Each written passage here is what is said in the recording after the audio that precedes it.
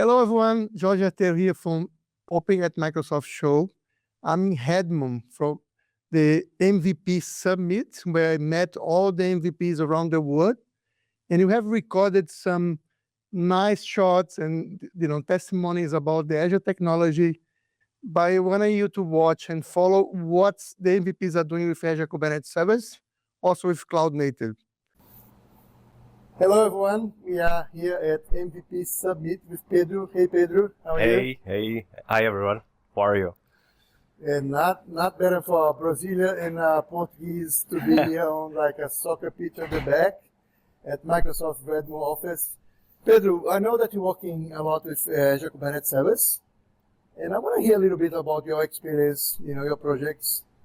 Well, we use Kubernetes in several customers, big customers, big enterprises, multinationals that span multi-region, US, Europe, Asia, and also with smaller customers that are on the beginning of their journey and they need to put their workloads in some kind of resource. And let's face it, if you want to use containers, you can use several types of resources, but we privilege the Kubernetes as a solution. What I think that's a difference on AKS, like, is that the integration with the whole Azure important, networking, all that flexibility? What brings into Kubernetes when you look at projects that need like scalability?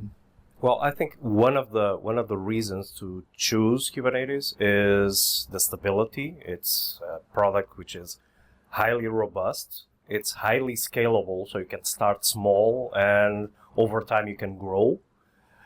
On the other hand, it's also a product which is complex.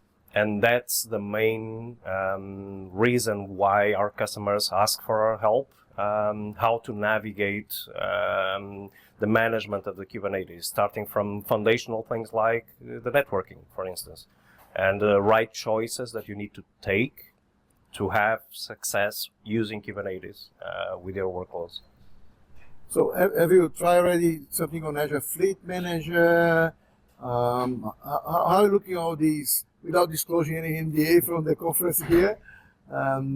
What's exciting you more, like going forward on AKS? Which feature you like playing at the moment? Well, one of the things that we started exploring a little bit was Fleet Manager, because like I mentioned, we have some customers which are quite big and have multi-clusters, so a way of managing all of that complexity, all of those clusters, making sure that your policies are applied through all your fleet in a proper manner, managed way of applying the policies, applying networking restrictions, etc.